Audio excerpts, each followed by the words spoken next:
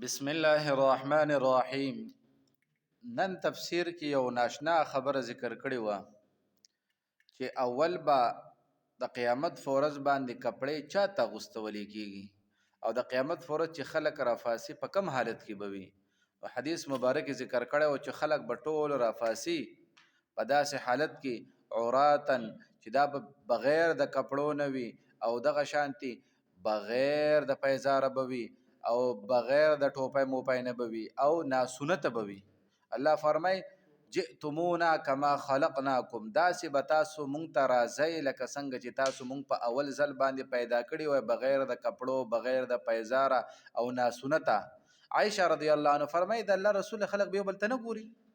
نو نبی علیه الصلاۃ والسلام فرمایل چې نه داسې سخت ورځ به وي لکه الله په خپل قرآن کې فرمای وترى الناس سکارى وما هم بسکارى، چې ته به وینې الله فرمای ته به دا خلک داسې تا تخکاري ته به وینې چې دا خلک نشه دي، خو ما هم بسکارى الله فرمای دا به نشه نه ولکن عذاب الله شدید، لیکن د الله تبارک وتعالى عذاب به ډیر سخت وي چې خلک به داسې ښکاري لکه نشه. نبی علیه الصلاۃ والسلام فرمای چې د قبرونو خلک راپورته شي، اول من یقصى، اول چې به کپړې اغوستولې کیږي د قیامت فورز باندې د قبرونو خلک رافاسي، جناب ابراهیم علیه الصلاۃ والسلام ته به کپړې اغوستولې کیږي.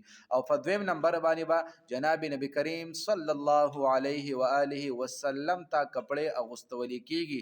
او بل روایت داسې هم دی چې نبی علیه الصلاۃ والسلام فرمای اول به ماته د قیامت فورز باندې کپړې اغوستولې کیږي. نو دا هغه ورځ ده سخته چې د لپاره نیک عمل کول پکار دی او دا نیک عمل به فکازي